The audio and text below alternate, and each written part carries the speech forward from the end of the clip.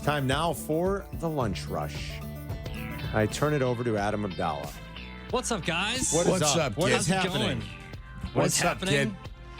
There's a lot of stuff happening. We'll start, as we usually do, in the NFL. Albert Breer for Sports Illustrated wrote a term paper outlining everything that went into Ryan Pohl's selection of Caleb Williams. I haven't read this yet. And he's going to join Cap and J Hood tomorrow at 8:35, as he does every Tuesday. Yeah. So I'm sure they'll get into this. But this is everything you ever wanted to know about how this all started. And it started with that game against Notre Dame in the pregame warmups. Ryan Pohl said he warms up and it's meticulous and it's very Steph Curry-like, but also right when warmups ended, Joe Montana was standing on the sideline and Caleb Williams went up to pay his respects kind of thing. And Ryan Pohl's noted that, and for some reason, it's stuck in his mind throughout this entire process, how poised he looked, and he wasn't just some kid going up to Joe Montana and being like, he was like, half the kids his age might not even know who Joe Montana is in street clothes, right? If he's not wearing the name of his of a jersey on his back, or they're watching old highlights or something. So this went into his thinking, and then he had a crazy plan flying all over the country to see all the different quarterbacks. And he went to see, after the Notre Dame game, he went to go see J.J. McCarthy. We know he went to Oregon. He went over Thanksgiving to go see a bunch of games. He was all over the place trying to find all these quarterbacks, to look at all these quarterbacks live, while his scouts and Ian Cunningham were focused on Caleb Williams, and they kept on saying him, you got to come back to LA and watch Caleb. You got to come back to LA and watch Caleb. So then this gets to the point where we get to the end of the season. Luke Getsy is fired, and they start interviewing coaches. And they interviewed Cliff Kingsbury. And one of the questions they asked him, because it was more of a fact-finding thing than it was a real interview for him to become the offensive coordinator, well, the first thing they asked him was about Caleb's father. And before they could even get the question out, Cliff goes, stop. It's not even an issue. All he is a businessman trying to look out for his son. He doesn't come to practices. He doesn't get involved in the game plan. He doesn't do any of this stuff. Just keep that out of your mind. Then Pohl sent all of his scouts to these all-star games, these college all-star games, to interview all the players. We know all that. Yep. And then they did the dinner, and there were more and more meetings and more. And then they had him and Eberflus, they segmented a time, an hour-long interview with Caleb and Eberflus, and then ended up going over to the point where Ryan Pohl had to text Eberflus as a side text and be like, hey man, how much longer do you need with him? Can you wrap it up? And Eberflus came out and he was like, I was just so enamored with talking to him that he was like, this is it. They modeled it after the way Andy Reid met with Patrick Mahomes. I know. And when Eberflus walked out of the meeting, he did the same thing, and he was like, this is the guy. Please let it be. Please let it be so. Okay? There's a ton of stuff in this article. There's a lot of talk about the dinners that they went to, and one of the main themes is that Caleb Williams is always present in the moment, and he's not one of these kids that's constantly looking at their phone and not looking at you when they're having a conversation. He seems very genuine, very engaging. Did you see the reaction he got at Wrigley on Saturday?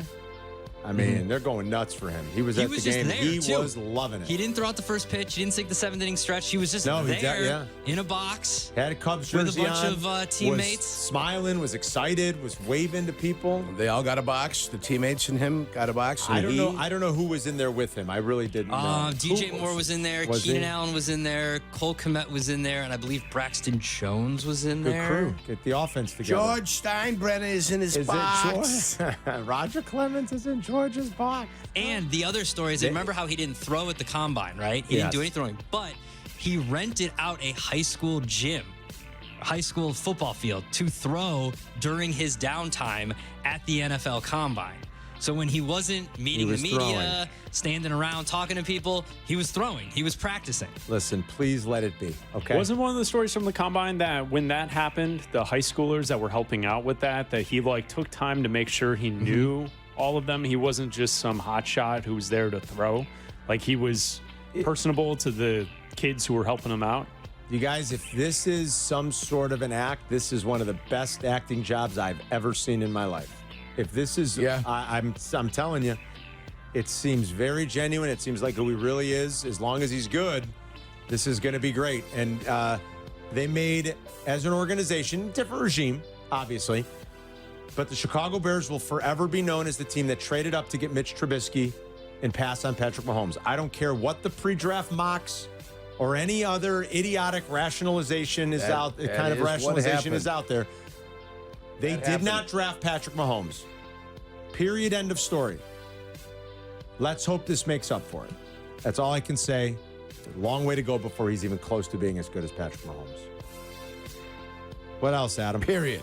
According to the Jacksonville Jaguars, according to Jacksonville.com, the Jaguars are expected to play back-to-back games in London again this year. Yeah, Bears will be one of them. CBS is pointing to that Chicago will be their technical road game in London. It'll be a home game for the Bears. It'll be a road game. Remember, last year the Jaguars did this. They won both of their games by staying over there for the week in between these two games. Yes. Second weekend in October, I think.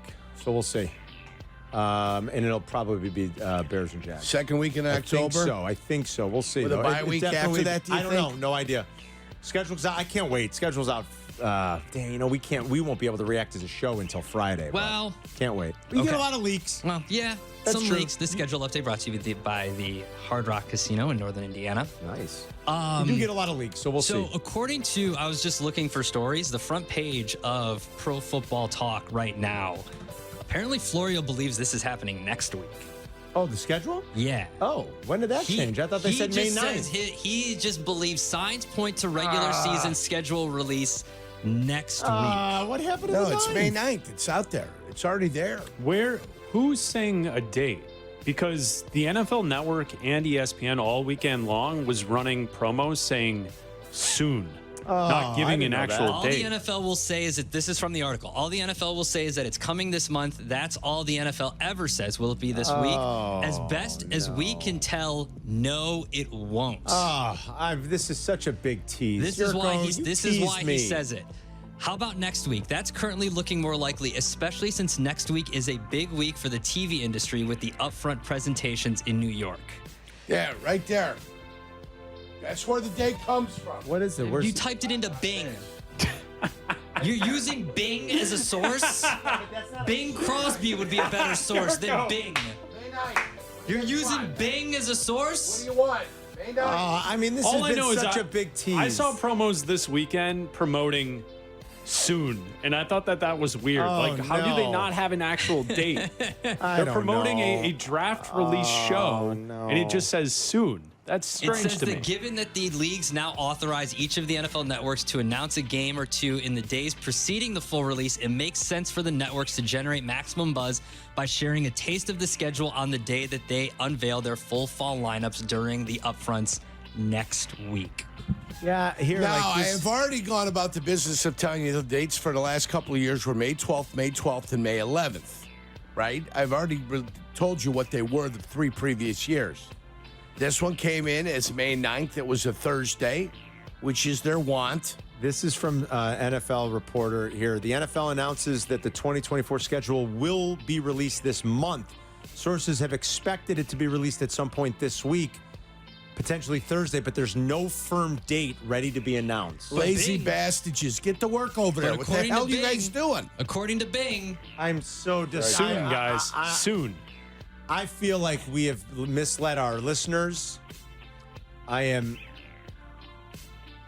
gonna make it? I can only apologize. I ain't apologizing to brought to you by anybody. the Hard Rock Casino, Northern Indiana. I'm devastated. Soon. Soon. I don't want to wait another week. The reasoning makes sense. I was looking That's forward a to Thursday. disgrace. The upfronts do make sense. The NFL's a disgrace. The schedule out so people can schedule their falls. You got rookie minicamp this week. Come on, Gotta Carm. be ashamed of That's true. yourself. This weekend, Rookie we do minicamp. have rookie minicamp. Other teams have already had rookie mini camps. That's What do you this think? weekend. They're waiting on the Bears? Think they're waiting on the Bears? You go with those eggs again. I'm going to eat another egg for you because you got me pissed. I'm keeping the door Well, closed. we got you pissed. Yeah, you got me pissed. You were the though. one telling us May 9th. Says so May 9th right here. On Bing. What happens if I use Google? When does the I'm NFL so disappointed. schedule Soon. come